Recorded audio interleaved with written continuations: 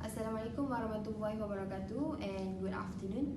So firstly, I want to give the definitions of hadith, which hadith is defined as something that is narrated from the prophets, whether it is the words of the prophets, the act or declarations or nature of the prophets, whether that attributes to prophets Muhammad, refers to the morals of the prophets or something that created by Allah in the body of the prophets. So the second definition is about anti-hadith definitions.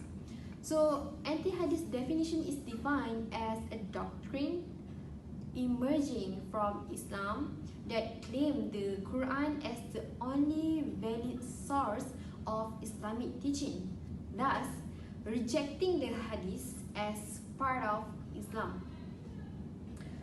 So I brought to you the early development of anti-hadith.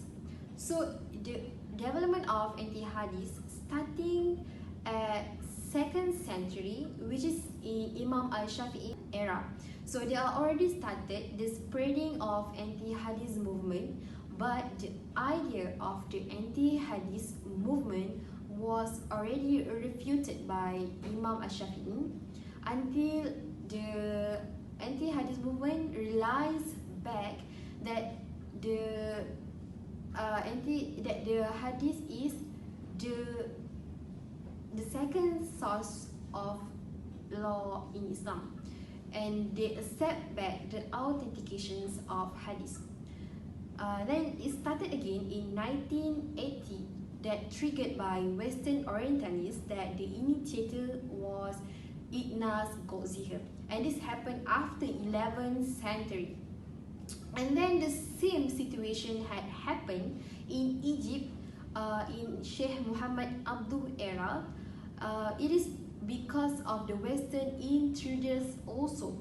Then when it comes to Rashid Khalifa era, who studied at Europa and influenced by the anti-hadith movement at Europa, he is the cause of Qasim Ahmad becoming one of the person who brought the anti-hadith movement in Malaysia. Okay, for the second point of our findings is about Qasim Ahmad. So as we know, Qasim Ahmad is one of the initiator of anti-hadith movement in Malaysia. So I will tell you a little bit about his biography so that we can know how he became anti-hadith and so on. So Qasim Ahmad was born in 1933 in Kedah. He obtained his first degree in Bachelor of Arts in 1995 and also Master of Arts in 1961 at University Malaya. He also awarded an honorable degree of Doctor of Literature at University Kebangsaan Malaysia.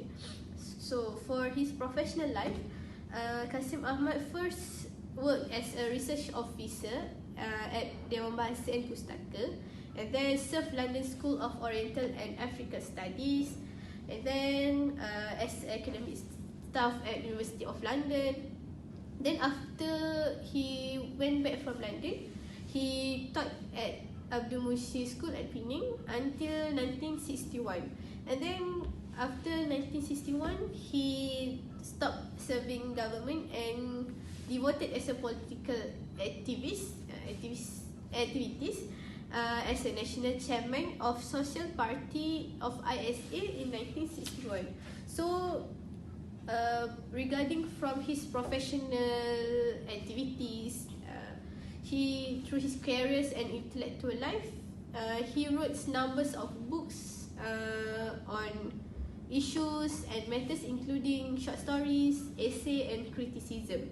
And at the same time, Qasim Ahmad also became a regular critic on books and public figures through his writing and speech. Okay, we have gone through the biography of Qasim Ahmad, and now we are going to move on to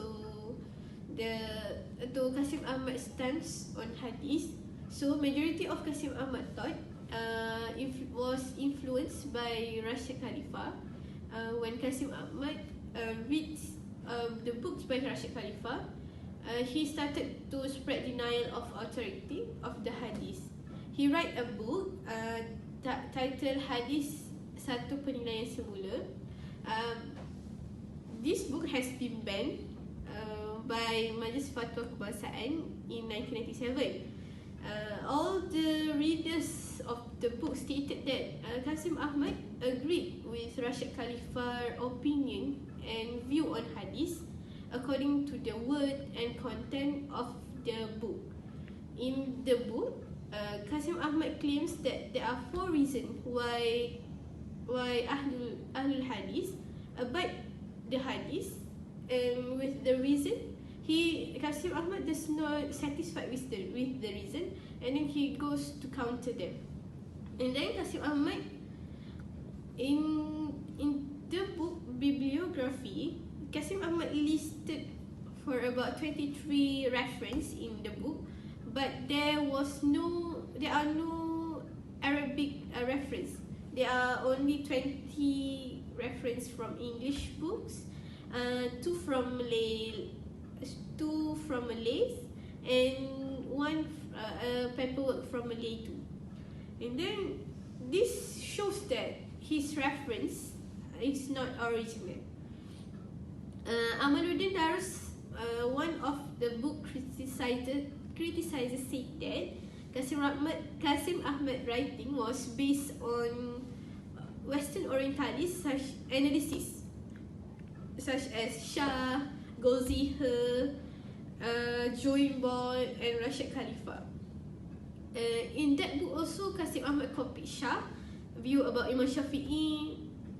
They said that Imam Shafi'i was a founder of Sufic knowledge, and then other than that, he also include Rashid Khalifa accusation about who followed the Hadith and Sunnah is Shirin, because he said that all the prayers, zakat, fasting has been done before when Ibrahim time. I mean, it has been done before Nabi Muhammad existed. So they want to refute that without Nabi Muhammad existence, without the hadith from Nabi Muhammad also, they can know the ibadah, the existence of ibadah. So for the conclusion of Qasim Ahmad's stance on hadith, we can conclude that Qasim Ahmad is actually an anti-hadith because of what is the content of the book that he wrote. Even though he said that he only reject hadith that is contradictory with Al-Quran, but he also stated that hadith is actually fabricated, hadith is actually not from Muhammad. So my opinion, he also not sure whether hadith is true or not. But we as a Muslim need to believe the Al-Quran and hadith as the source of law. Thank you. So let me talk about the factors that brought to the emergence of anti-hadith movement. So according to our research, we have analyzed 2 factors that brought to the emergence of anti-hadith movement. So the first factor is the opinion or stance that hadith doesn't translate the Al-Quran. So when hadith doesn't translate the Al-Quran, so there is no need of hadith for us. This opinion is according to Qasim Ahmad. So he said that Al-Quran have give the full explanations of the verses of the Al-Quran itself. Even the verses of the Al-Quran can translate the other verses of the Al-Quran. Then we're looking at the hadith. How Prophet Muhammad can know the future. So he argued, if Prophet Muhammad cannot know the future, then why we have to believe in what that Prophet Muhammad said, which is the Hadith itself. So the second factors, which is the anti-Hadith movement, is influenced by the Western Orientalists. This is the main factors, and the main Western Orientalist for this is Goldziher. So Goldziher is the person who sparked the ideology of anti-Hadith movement. So most of the idea that brought to the anti-Hadith movement have the same reason and have the same argument toward the authentications of the Hadith. So the argument is same as the argument of the Orientalists.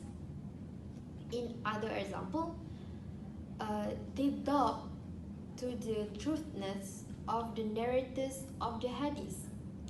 They say that Hadith is created after the conflict that happened 20 to 30 years that caused to the breakdown of politics, then breakdown of theology.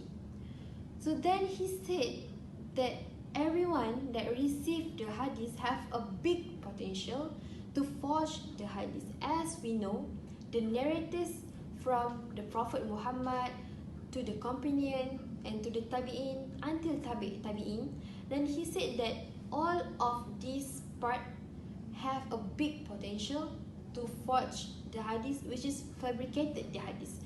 So this make they reject the Hadith. So as the conclusions, we can conclude here that the final definitions of anti-Hadith is a doctrine that emerging from Islam that claim the Quran as the only valid source of Islam teaching, thus rejecting the Hadith as part of Islam.